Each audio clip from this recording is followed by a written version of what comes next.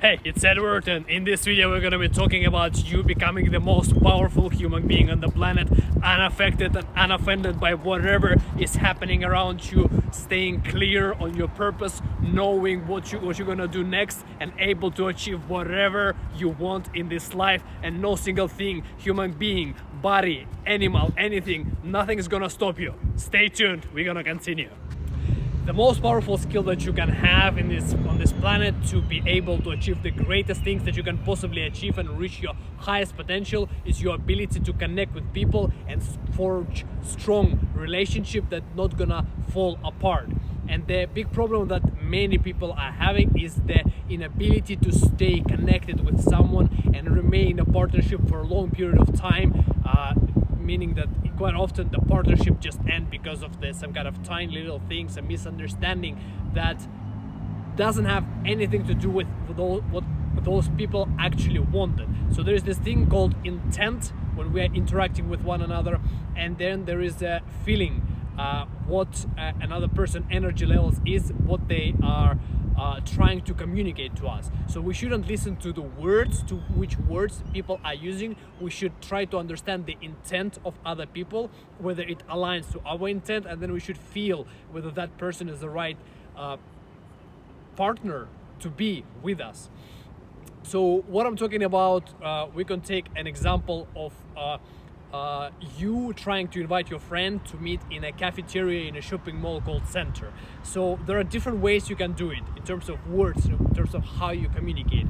The first one is that you are calling your friend and you're saying, hey, come right now to the shopping mall Center in the cafeteria. You hang up.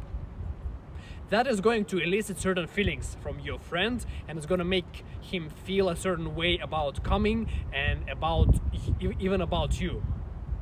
The intent that you have behind saying it is that you really want to see your friend right now.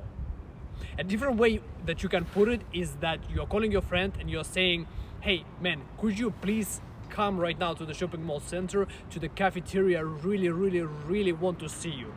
Come please.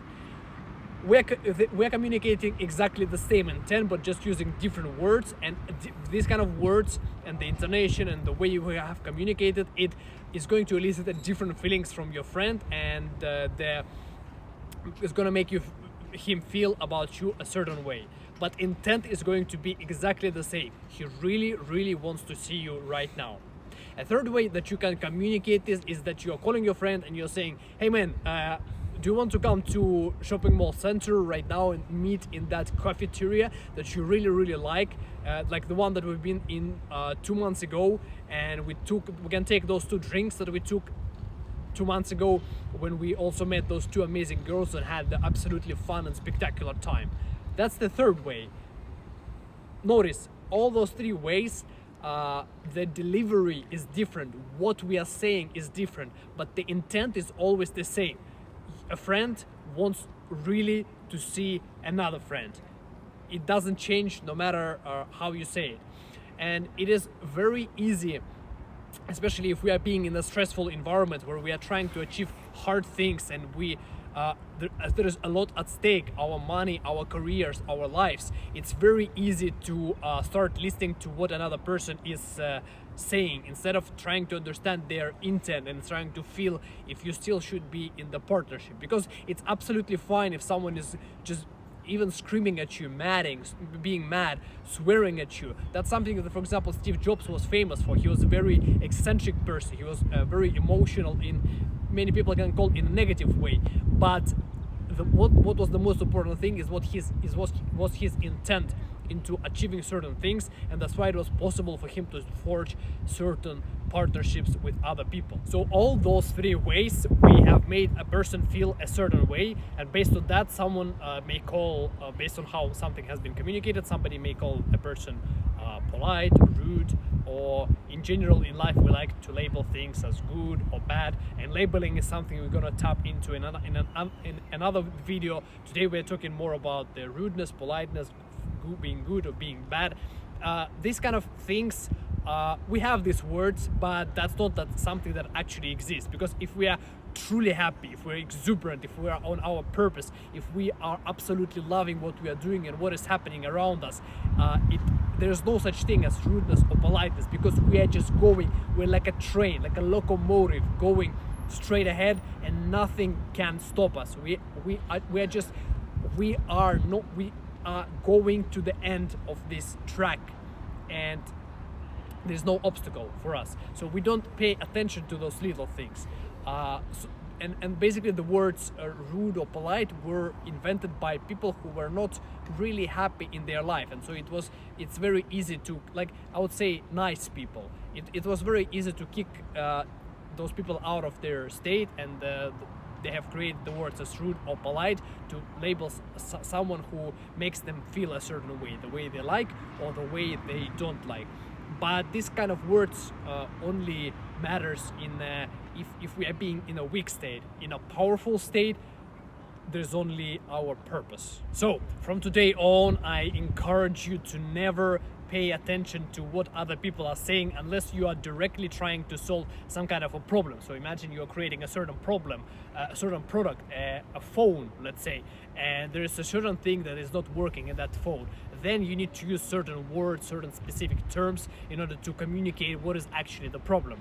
Same applies if you're building a bridge, and for example you're trying to communicate that, hey, if you use that particular part in this particular place and it's going to be reinforced by something like that, the bridge is going to fall at some point. In all the other cases, when human beings are interacting, especially when it's being emotional, if it's not some kind of serious interaction, when you just stand, so if you do this, then this is going to happen. If you do that, that is going to happen.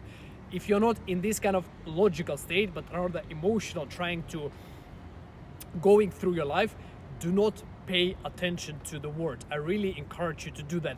Trust your feelings when you meet new people and when you're trying to ascertain whether they are the right match for you, someone that you want to partner with. And don't walk away from people when they are expressing something that they truly want to express in a not such a pleasant way if your feelings or emotions are concerned. And this also applies to the relationships. So quite often in the relationship, people are having an argument. One person just flips out and starts talking,